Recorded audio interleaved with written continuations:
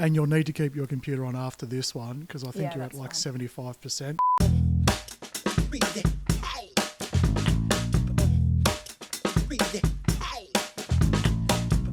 Hey guys, welcome to the fifth and final episode of this series of the Remind podcast. This series we have been speaking about our nervous system and our survival responses.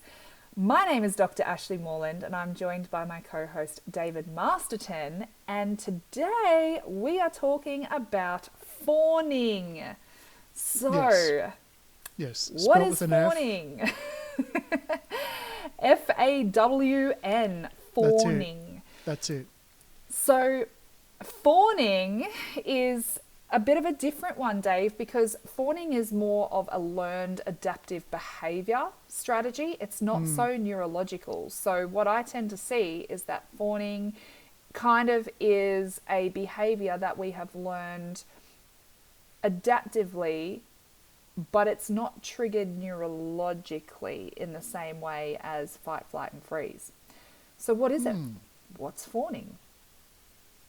Okay, well, I mean, in my experience, I would have to say that it would be, I suppose, people-pleasing, and not as in the entire sense. It's like that whole thing of, like, I've heard experiences of people where they get put in a very dangerous situation, and part of their survival mechanism is to actually just agree with whatever's happening, whatever the person's saying, go along with it, right? Because if I go along with it, what will happen is this will eventually go away. And if I'm sort of malleable, if I'm agreeable, then they might like me. And if they like me, then they may not want to hurt me. And I've got to say, you know, we talked about flight being a misunderstood one. I've got to say, fawning, like the David of 5 years ago would have gone, what? Watching someone fawn as a response would go, what the hell are you doing? Yeah. You need to be more assertive. You need to stand up for yourself. You need to do. However, understanding the fawning as a mechanism of, I just need to survive this situation to get to the other side is incredibly valid. And so that's kind of where I see fawning sort of into, sort of like that really deep people pleasing that goes completely against your gut. However, you sort of just instinctively do it. Yep, absolutely. And isn't that interesting? Because it's like we have completely abandoned our sense of self in order to be safe, in order to be liked and belong. And I mean, we're wired to be herd animals, we're pack animals. Yeah. So we're wired for connection, right?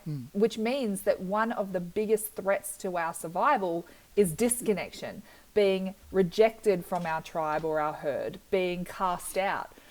So it's a really interesting strategy that if I can be likable enough, if I can manipulate this situation so that you like me and I have your approval, then I'm safe. And so people pleasing is a really big one. Abandonment of self is a really, really, really big issue. Saying yes when we want to say no. Saying no when we want to say yes. So there tends to be a real lack of boundaries with people who are fawning. And it's a real submission thing. It's kind of like, I will de-escalate this threat by submitting to it and giving myself over, which means that, like, if you think about triggers, where does it play out the most? In our interpersonal relationships, in our packs, in our herds. Anytime where, if you think of submission, well, who do we submit to? We submit to people who have authority. So authority figures or people where we might perceive them to have power over us. They're the things that come to mind for me. And what is some language, like I think about this and go, oh, I'm playing small. Well, guess what? That's fawning. Needing approval, over apologizing, avoiding conflict, avoiding confrontation, having anxiety over upsetting or disappointing people, that fear of rejection, prioritizing everyone else's needs over your own. They're all signs of fawning. And look, I've got to say, I used to think of it as something that is just you need to be better, you need to do better, and you just won't fawn.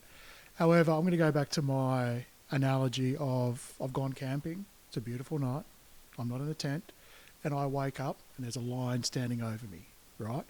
If I knew that I could purr and meow and the lion would be very happy to just let me be, damn straight, I'm purring and meowing. I'm fawning the hell out of this thing, right?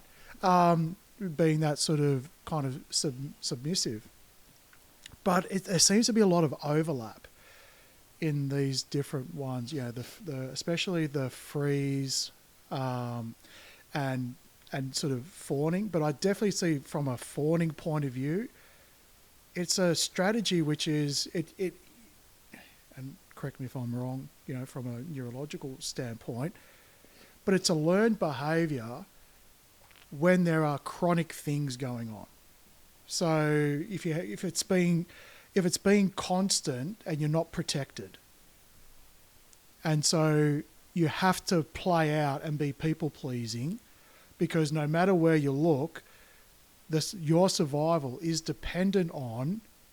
Well, actually, I'll step back. Making someone else happy is your number one goal.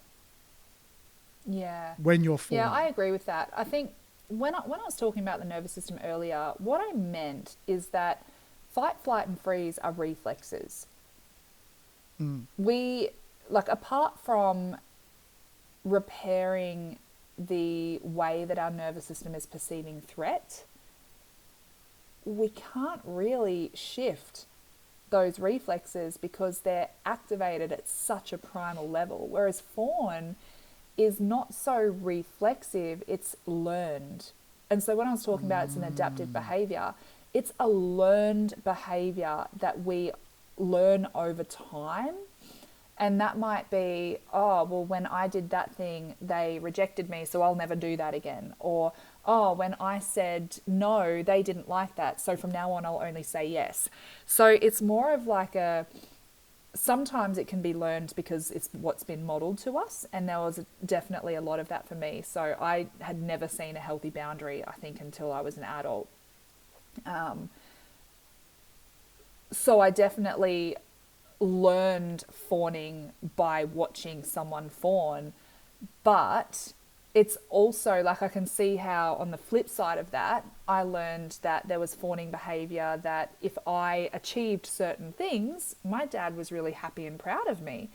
And so even when I didn't want to, I would do those things because my desire for him to love and accept and approve of me was greater than my lack of desire to do those things. So that's another example of fawning. And so would that be learned from, you know, basically what is supposed to be a caregiver, right? Generally. Of any sense. Generally speaking. Basically withholding care or making a person feel as though care and protection would be withheld unless that person is pleased by that person's actions. Yeah, but think about the entire education system in our country. The education system produces fawners. It's you do this and you get that. You don't do this, you don't get that. It's that we learn over time how to fit the mold, which means that sometimes to fit that mold, we have to cut off parts of ourselves. And so fawning is about if I can make myself be who you want me to be, then I'm good, I'm enough. And that's kind of how we keep ourselves safe and keep ourselves in a state of belonging and fitting in, is going, the most tragic moment with my daughter, she used to be really into Elsa, right? Loved the Frozen series. And I think she was in prep. And she had these Frozen shoes, these Elsa shoes that she loved them. They had sparkly Velcro and all this stuff. And one kid at school went, "Oh, do you still like Frozen? That's so lame." Gotcha. Here's the difference. Someone who goes into fawn goes, oh no, these are stupid shoes. I don't even like Elsa. So she actually changed herself to be more likable and acceptable to the other person. And the moment that happened, the next day I tried to take her to school. It was time, and I could not understand. She had never rejected going to school ever in her life. And I was like, what's going on? What's going on? What's happening right now? And she's like, I don't want to go to school because I don't have any other shoes to wear, and I don't want to wear these shoes. She's crying and telling me all about this. So what that showed me is that in that moment, she lacked the empowerment. She wasn't equipped to handle that in an empowered way. And so she was disempowered by that situation, and she fawned. And so the difference was, if she was equipped, if she was empowered, and if she was like, yeah, I like Elsa. Elsa's awesome. She wouldn't have had to abandon herself and her preference just because she valued someone else's opinion of her. And I taught my kids that. I did Rise and Thrive today. I've got her Lizzie next to me. I literally taught her with a teddy. Whoa. I literally taught her with a teddy how to not fawn, how to uphold boundaries, how to have those conversations. We've role modelled bullying and all kinds of things because we need to know who we are, what we stand for, what we like, what we dislike, and feel safe enough to stand in our truth. That's ultimately the antidote to fawning. And yeah, it's, I guess the question that comes to my mind when, let's just say you've got to the point where you've identified, holy moly, what this person wants feels more important than what I want. Yeah. Fawning. But the question is, why? When you can reflect on why is it that person's approval or that person's approval, right, is so important, then you start to understand, oh, okay. But it might be deep-seated. So it may not be as simple as, I'm going to do a 15-minute reflection and boop, there's your answer. It could take a lot longer because it might be, the answer could be, I don't know. And I find that a lot super okay with kids. What are you feeling? I don't know. I'm angry or pissed off. Is there something behind that? Is there something specific? I don't know. Be gentle on yourself, give yourself time, but just know that there is something somewhere which is triggering an approval pathway. There's something that sort of says this person needs to approve of me or what I'm doing or what I stand for me to feel safe. And that could be coming from a whole number of different experiences in the past. So to be curious as to where it's coming from, but know it is happening. Because again, that sort of handing over that sort of, I need your approval at any cost, or I need your approval, or it's bugging me that you're not approving of this. There's something that is, why is it so important? Because getting back to my wonderful analogy, if there was a lion camping and it woke up and there was a lamb in front of it, it would not be worried. A sheep, a lion's not worried about the opinions of a sheep. So again, what is it why have you put them in a place where you need their approval? Because that's all coming from self. Interesting. Yes, but would the sheep be interested in the lion's opinion of it? Now, obviously they're animals, they probably wouldn't be. But can you see the importance of authority? The one who is in power, the one that is more powerful, that is more dominant to our perception. Absolutely. That's who we fawn to. And so this is why I use the word disempowered, because you're completely blind to the power you have within yourself.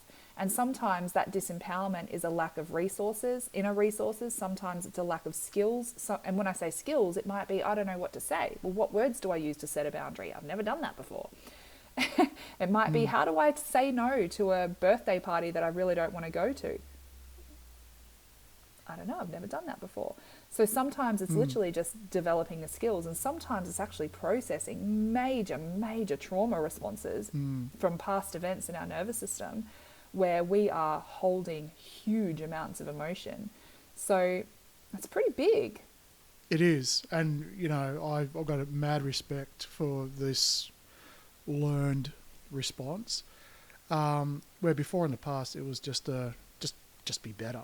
Well, no, it's not about being better, because you got different people, different personalities, different history, different journeys, different lessons. Yeah. So it's about just sort of knowing, okay, if I am doing that, am I judging myself? If I am in a fight, you know, am I judging myself, or a freeze, or a fawn, or a flight? Be curious. And it's been a pretty big Totally. 5 series. I mean, we could go on more, and I think, you know, I think for later on we might go into some of the things that sort of intertwine with the nervous system itself, like, because we've covered things like dissociation. It can cover a number of responses, or just a few other things, because I do find this fascinating. But anyway, absolutely. And for our listeners, I would encourage you, like, sometimes what I find quite frequently with clients is that just having an understanding and an awareness of what's happening in your nervous system can quite often be enough for you to bring compassion and kindness and gentleness into a moment. And so if fawning, like if you are observing fawning in particular, because it is such a learned behaviour, some questions you might ask is, you know, where did I learn that? Who taught me to fawn? Or was it through my own experiences? And where is that playing out in my life right now? And now that I have awareness of it, if I were to stop fawning and bring back my own personal power, what would that look like? And what changes would I be making in my life? What would I be saying yes to? What would I be saying no to? How would I be showing up? What boundaries would I be setting? And then start small and actually start making those little changes in your life and watch it turn around. This is exactly 100%. What we do in our Rise and Thrive program. So if you want to be guided and supported through that on a much deeper scale, then reach out, because we can support you with that. Absolutely. Links in the show notes. Until then, all right, guys, subscribe. We'll see you next week. See you later.